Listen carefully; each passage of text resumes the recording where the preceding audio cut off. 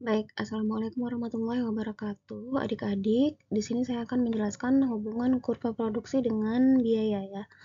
Nah, jadi di atas ini adalah kurva produksi, di bawahnya kurva biaya. Nah, kita lihat bahwa di sini ada hubungan antara kurva produksi dengan elastisitas produksinya.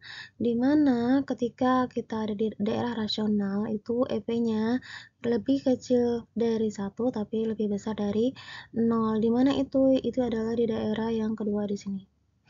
Daerah kedua itu berlaku hukum the law of diminishing return atau penambahan yang semakin berkurang. Nah, penambahan output yang semakin berkurang maksudnya di sini ya. Ya, dari B ke C. Kita lihat di sini, diasumsikan misalnya inputnya adalah pupuk, kemudian Q-nya adalah jumlah produksi panen. Nah, kalau kita ada di titik B, maka kuantitasnya ada di sini, gitu ya. Nah, ketika kita ada di C, kuantitasnya ada di atasnya. Nah, di sini. Artinya apa? Nih, misalnya di sini kita memberikan pupuk tapi belum sesuai dengan anjuran, maka dia ada di sini nih. Tapi ketika kita tambah pupuknya, tambah terus, dia akan meningkat kuantitas panennya. Tapi ketika sudah di sini, sudah di puncak, dan kita tambahin lagi nih inputnya gitu ya, kita tambah inputnya, ternyata gimana, produk totalnya akan semakin menurun. Kalau kita tarik garis ke sini, maka kuantitasnya akan lebih sedikit gitu ya kalau kita menambah input. Artinya apa? Bisa jadi itu si tanamannya menjadi overdosis karena pupuknya berlebihan. Nah, daerah yang kedua atau daerah rasional itu kapan terjadinya? Yaitu ketika PR sama dengan PM, ada kan potongan di sini ya, PR sama dengan PM, sampai ke PM sama dengan 0 yang titik ini.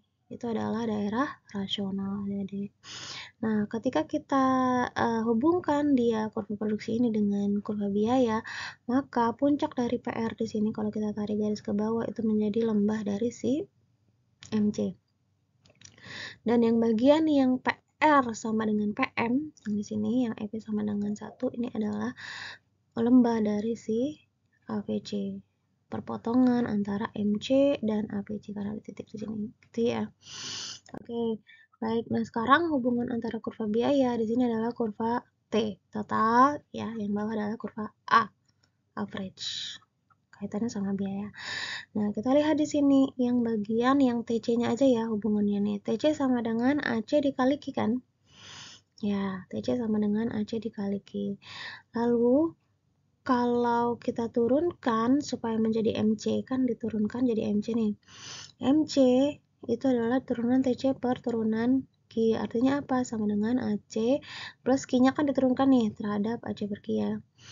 Nah, maka MC sama dengan AC plus Q, di mana Q-nya adalah slope of AC. Ini, slope atau kemiringan dari AC-nya. Gitu.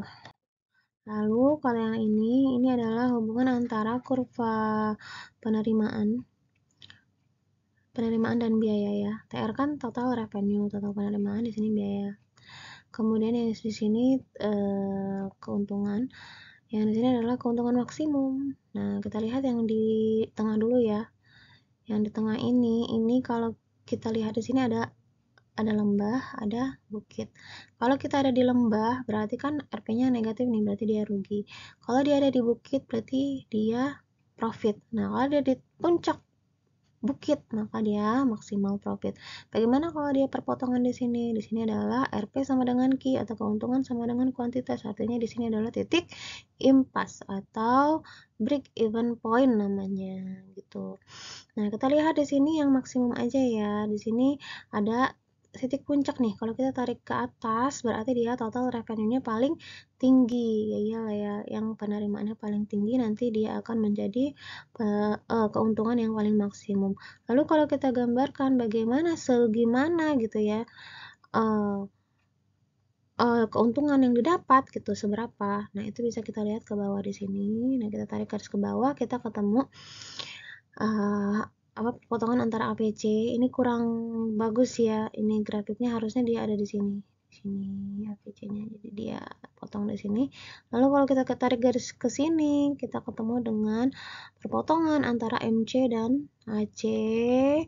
Nah, kalau kita tarik garis terus ke sini dan kita arsir, di sini adalah jumlah atau seberapa keuntungan maksimum yang akan didapat, Adik-adik. Nah, gitu ya. Jadi kalau di sini kan gini, P sama dengan MR ya. Kalau daerahnya di sini di bawah P, maka dia untung. Tapi kalau dia daerah di atas P di sini, yang diarsir di atas P, berarti dia rugi gitu aja ya. Oke, baik.